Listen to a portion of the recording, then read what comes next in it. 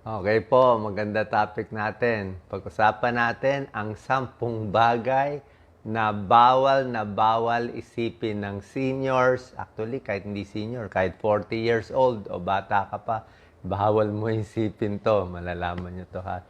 So, original tong topic natin naisip ko to. So, ano yung mga bawal isipin ng senior? Kasi nakakasama pag iisipin nyo to, madidepress kayo eh. Number 1, bawal isipin ang edad. Okay? Pag senior na, wag na magbilang. Wala nang birthday.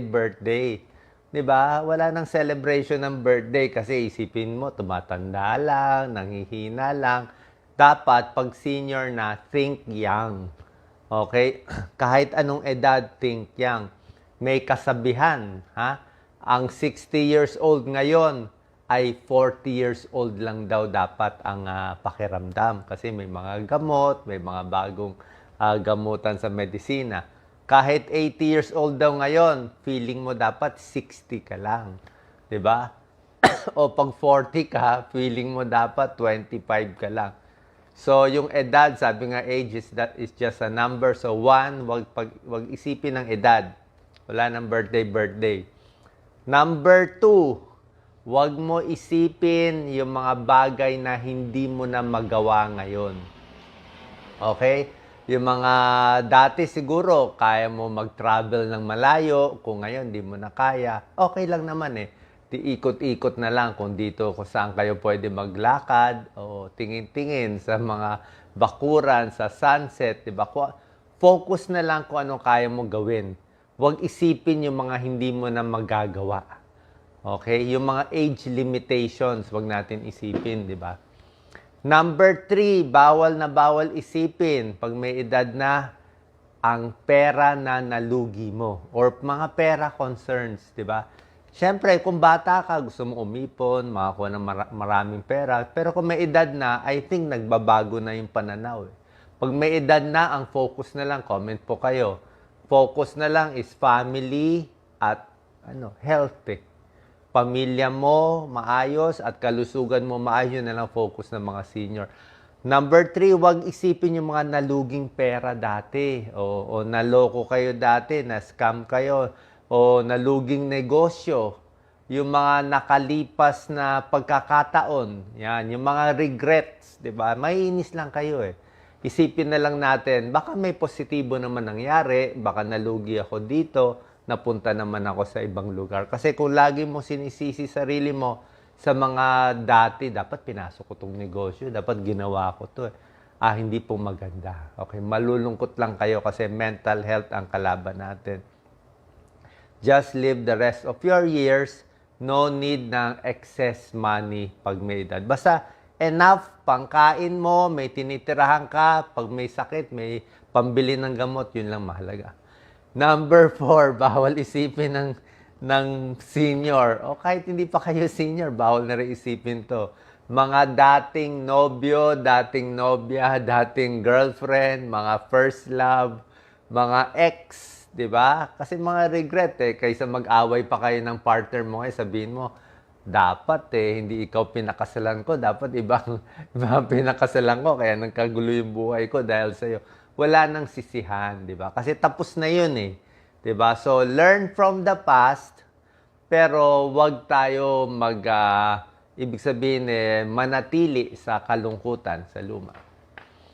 Number 5 na bawal isipin, yung mga sakit-sakit, kirot-kirot sa katawan, okay?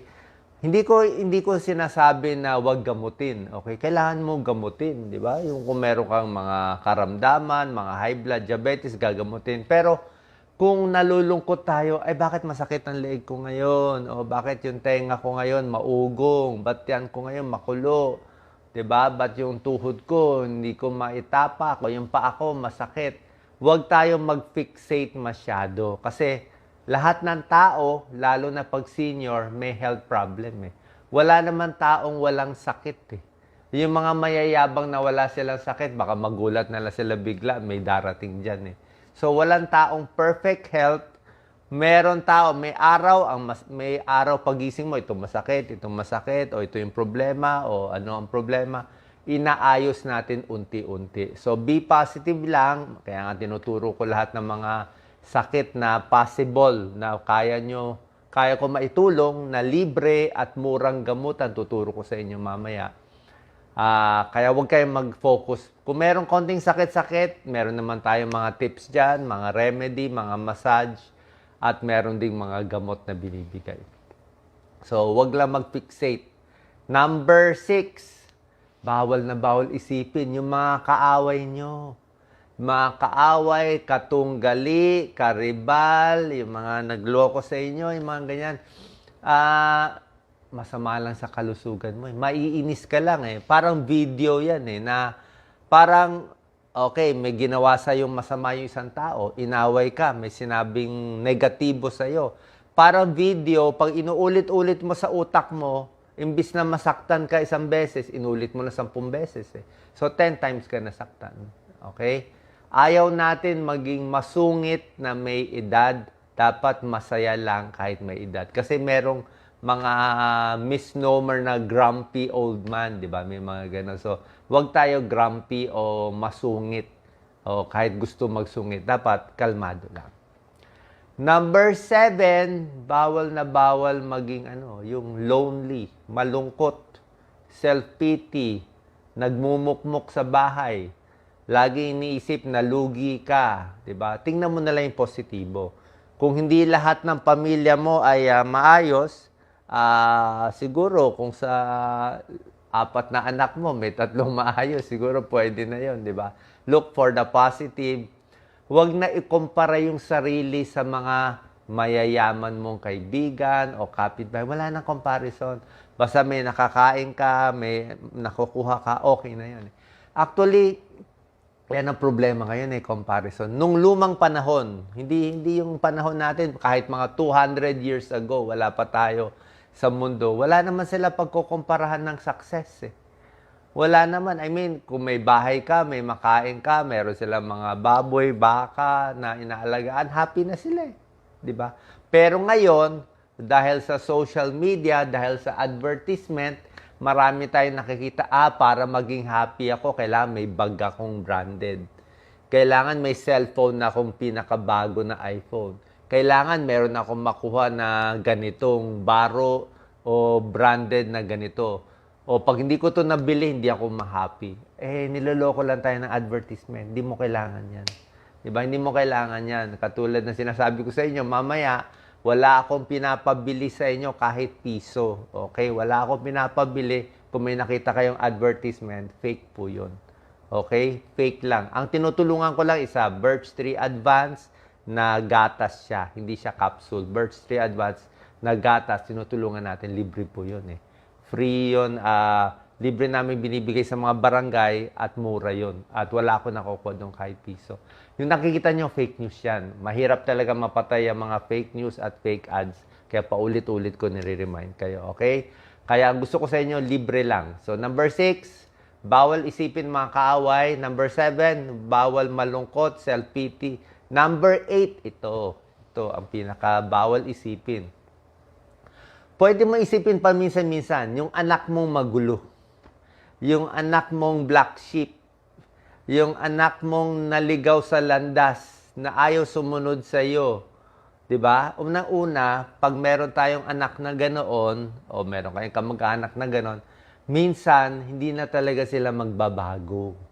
Diba? Yun na sila talaga. Yun ang gusto nila Gusto na nila ganong buhay. Baka mamaya may issue pa sa otoridad o mamaya may ginagawa pang illegal, hindi natin masabi. Pero pag puro yun na lang iisipin mo, yung sakit ng ulo mo sa isang anak, madidepress kayo. Kasi hindi mo naman kasalanan yun di ba? So, minsan ayusin kung maayos, pero kung talagang matigas ang ulo, focus na lang tayo sa mga mas okay na kamag-anak at yung mga kaibigan. Number 9, mga pangarap na hindi natupad. Nilista ko kasi lahat dito Yan. Bawal na bawal isipin. Yung mga dreams mo, gusto na hindi natupad. Kasi syempre, malulungkot ka. Isipin na lang natin, baka yung pangarap mo naman, hindi para sa'yo, napunta ka naman sa iba, okay na rin. Kaya may kasabihan Be careful what you wish for. Ulitin nyo, sulat nyo. Simple lang tong English natin eh. Be careful what you wish for. Maganda yon. Anong ibig sabihin nun? Mag-ingat ka sa pangarap mo. Baka pangarap mo, makakuha, manalo sa loto. Pero iba, nanalo sa loto. Ang dami nanalo sa loto, nalungkot, nalugi, na-depress. Maraming ganon. Huwag mo i-wish na makuha ko to isang maging executive sa isang trabaho. Mamaya, makuha mo, ikaw yung vice president ng executive or isang kumpanya, tapos nalungkot ka doon. Di ba? So, depende yan. So, pwede mo gawin, pag di mo nakuha, wag mo na ulit-ulitin yung mga unfulfilled desires and wishes. Baka hindi para sa'yo.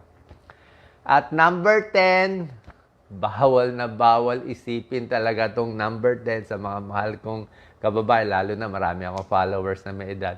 Number 10, bawal isipin na yung buhay natin may ending.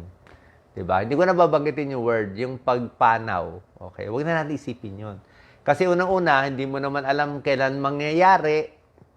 Wala naman makakasabi gano'ng kahaba ang buhay. Yung iba, natutulog lang, pagising, ay hindi na gumising, okay na yon, diba? Ang dapat lang, in the moment tayo. So, every day na nagising tayo, na blessing ang pagising natin, okay na yon. Gawin natin for the day. Actually, maraming oras yung mga seniors. Mas marami pa nga eh. So, wag mag-focus sa past, tapos na yung luma eh. Yung sa future, bahala na, pero yung araw-araw, pwede pa natin gawin. So, ngayon, ito yung mga 10 bawal isipin, di ba? Yung mortality natin, wag natin isipin. Ano naman ang dapat nyong gawin? Ito yung maganda. Mga bagay na dapat gawin ng senior at lahat ng tao. Dapat, number 1, kailangan ka independent. Pilitin mo maging independent. Ibig sabihin, kaya mo mabuhay mag-isa o kasama ng partner mo sa bahay. Huwag ka masyado paasa. Okay? Kung kaya mo maglakad pa rin, magluto mag-isa, mas maganda yan. Ayusin mo yung bahay mo, yung circumstance mo na kaya mo mabuhay mag-isa. Independent. Maganda yon. Pampahaba ng buhay yon. Pwede kayong magkaroon ng goal, layunin sa buhay, pero yung mura lang, yung madali lang, yung kaya mong gawin na goal. Tulong sa barangay, tulong sa bahay, yung mga kaya mo, doable. Always learn, lifelong learning. Aral pa rin ng aral. Okay? Kung di ka marunong mag-Facebook, aralin mo, ano yung tunay na page, ano fake page. Kung di ka marunong mag-cellphone, aralin mo. Sa computer, pwede mag-aral para laging natututo. Diba? Kailangan umaandar yung utak para hindi maulyanin, humaba ang buhay. Pwede makipag-usap. Dapat maraming kausap. Pag senior, kausap ang kaibigan. Kung di ka kakausapin ng anak mo, pamilya mo, kaibigan, ibang tao. Tuloy-tuloy lang yung hobby. Kung may hobby ka, yung purpose sa buhay, kailangan may purpose pa rin, di ba? Kung anong gagawin mo sa buhay. At self-care. Ano ang self-care? Pag-alaga sa sarili. Yung health mo, very important. Ito nga, tuturo ko sa inyo, maganda itong mga tips ko pa. Health tips na mura at libre para sa senior at sa lahat ng tao. Okay? Number 1, kailangan dito, safety tips. Sa pag-senior na ang dami na aksidente. Ang dami nahuhulog sa sahig, nahuhulog sa banyo. Bakit? May nag-iwan ng basahan. O basa yung sahig, hindi inayos. O naliligo, basa, di ba? Kaya ako, ang CR dapat maraming handle, tapos may tinatapakan kang rubber. Minsan yung baro ko o yung tuwalya nilalagay ko sa sahig para at least nakatapak ka Kasi oras na nabasa ng tubig ang mata mo ng sabon, delikado. Nagsha-shower ka, di ba? Basa yan. So, hindi ka na stable Saan ka hahawak? Makahawak ka sa heater, makuryente ka pa. Marami yan, nakuryente sa heater, bumagsak, tama ang ulo. Diba? So, ingat tayo na mabasa yung sa mata. Dapat stable ka, either nakaupo ka sa banyo, may plastic na silya, o nakahawak ka sa tabi, o yung katawan mo nakadikit sa dingding, o yung tiyan mo nakadikit sa lababo. Bakit? Anong purpose nakadikit yung katawan mo sa dingding or tiyan mo sa lababo habang basa ang mata mo? For balance.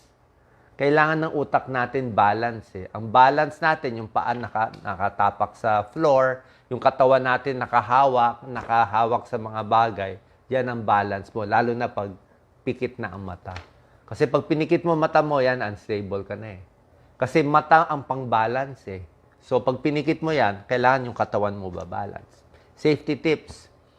Next, sa akin, multivitamin lang. Kain lang ng healthy foods, pwede na yan. O hindi kailangan bumili ng mamahaling supplement o ano. Kung may pera kayo, sige, bumili kayo. Pero otherwise, hindi ko kayo papabilin, kahit piso, hindi ko kayo papagastusin. Yung nakikita nyo lahat po, fake po yun. Walang tunay, walang fake, fake lahat. Okay? Healthy foods ang papabilin ko sa inyo. Pwedeng itlog. Gatas. Itlog pwede 1 to 2 in a day, 1 egg in a day. Monggo, yan, mga talbos ng kamote, pechay, kangkong, healthy food, bawas kanin. Pwedeng manok, kahit delata, kung walang pera, delata, sardinas, okay na rin, di ba? O, lagyan mo na lang ng mga gulay yung sardinas, repolyo para maging mas healthy. Lakad-lakad, sabi ko nga, mag-invest sa rubber shoes, lalo na pag senior. Kailangan rubber shoes or sandals na may strap para stable kayo. Okay, pag hindi makalakad, kailangan may tungkod. Massage, self-massage. Kung marunong magmasahe, I would advise once a week o twice a week magpamasahe.